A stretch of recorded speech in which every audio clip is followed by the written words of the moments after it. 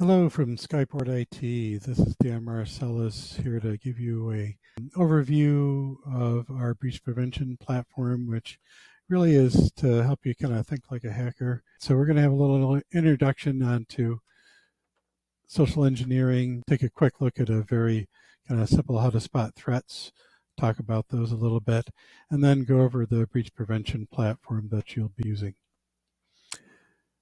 For the most part, cybersecurity, it's always changing, but education is the biggest part, and you guys are the last defense to protect your organization from these malicious actors.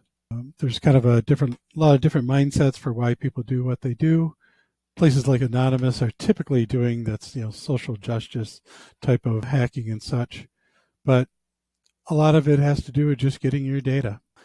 Big companies that make a lot of money and don't spend enough on their cybersecurity and their due diligence to do the right thing are letting your information that you want private out in the dark web. Some of the motivations include financial gain, could be political, as well as just maybe, hey, I was able to expose this vulnerability, maybe it was so he could boast to his friends. Or it could be a white hat who is actually trying to find vulnerabilities, let people know, and let them correct things before something happens. There's all kinds of social engineering.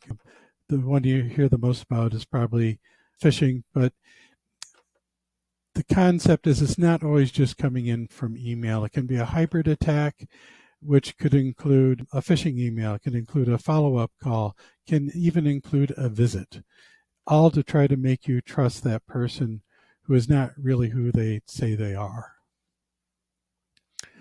Some of the big things to look out for that should really kind of catch your attention is anything that's a real sense of urgency. Oh, you got to do it by the end of the day, or you need to do it by 2 o'clock, or whatever. You're going to lose this if you don't do it.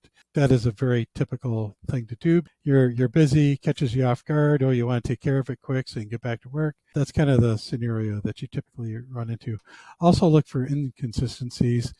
This is getting a little bit harder because of AI, but a lot of times you'll see these kind of low level type hackers, from different countries who, are using odd phrasing, or it just doesn't look right because they don't speak English as a native language. Hovering over links, of course, a lot of you probably know about, but, seeing where the link really goes. If something doesn't look right, for the most part, if it's really important, they'll probably get back to you. So don't just start clicking on things. The idea is to trust but verify. Don't use any of the information in that email to check if this is correct or not, because it could be a phishing attack. Call a known number to that person to verify if it's them or not. You really need to get familiar with what social engineering tactics are and why we have this as an additional layered approach to security to your environment, because again, you're the last hope to not have something happen, because all the filtering that happens, we try to get everything we can, but there are things that'll still get through, and you guys are the last defense.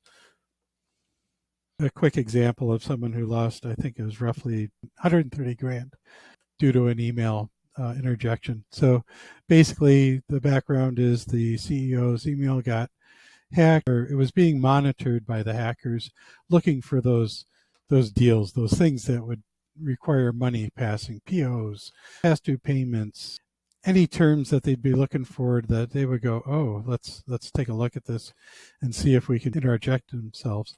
So there's 2 different emails from the same person. One's real, one's not.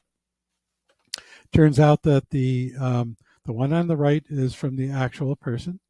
The one on the left is not, and you can tell by the from address. You'll see that the town and country on the left is 2 V's, and the town and country on the right is a W.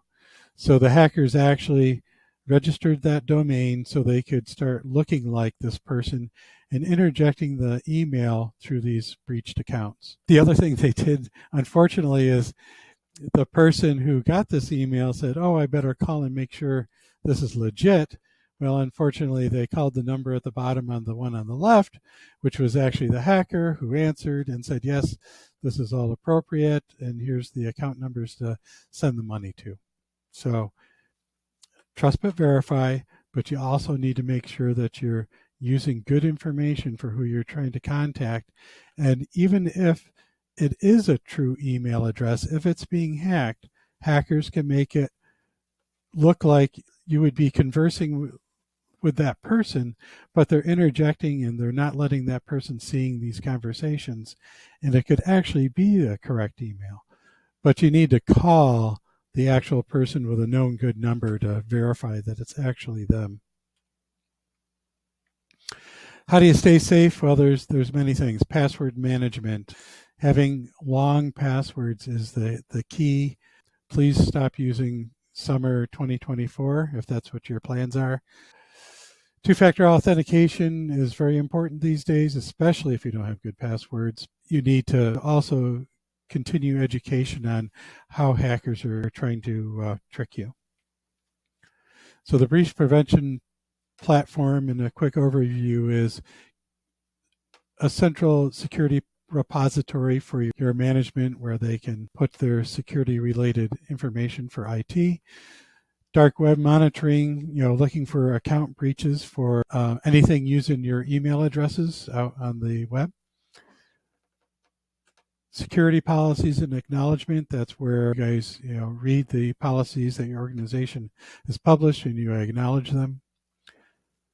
Security training, yearly cybersecurity training, and for those under HIPAA, it would be also include some HIPAA type training as well. Weekly micro training, which is a great, quick, less than 4-minute video and 4 questions, and you're done. And they're pretty entertaining for the most part. Management has the ability to view and track what's going on to make sure people are doing what they're supposed to and when they're supposed to. And the portal also kind of shows due diligence to an auditor. So if you get audited, it actually is a place where you can go and show everything you're doing, showing that you care, because that's what they want to know. If you just don't do anything, that's when you get the penalties and fees. Management will have a little bit different overall view of the company, and to be able to see what individual users are doing. Individual user will have a dashboard that they can see how they're doing and get to the different areas that they have access to. This tech support person really needs to get a move on. Under the training area, you'll find the yearly trainings that are available. These will usually get published by the management, and so you can go in and actually do these if they want you to. The next piece is the micro training. You would get an email, a weekly email, just a reminder for the micro training, so you can go to it, log in, and do your training. Like I say, it's pretty quick, and it's some are very entertaining. Kind of looks like this. You got the video that plays, and then there'll be 4 questions to answer. In the dark web area, if you had a breach in your work email, they would show up under the one list. And then also off to the right is kind of a neat thing where you can check your personal emails to see if they've been breached as well. So these are known breaches out on the internet that have happened that were tied to whatever email you were putting in there.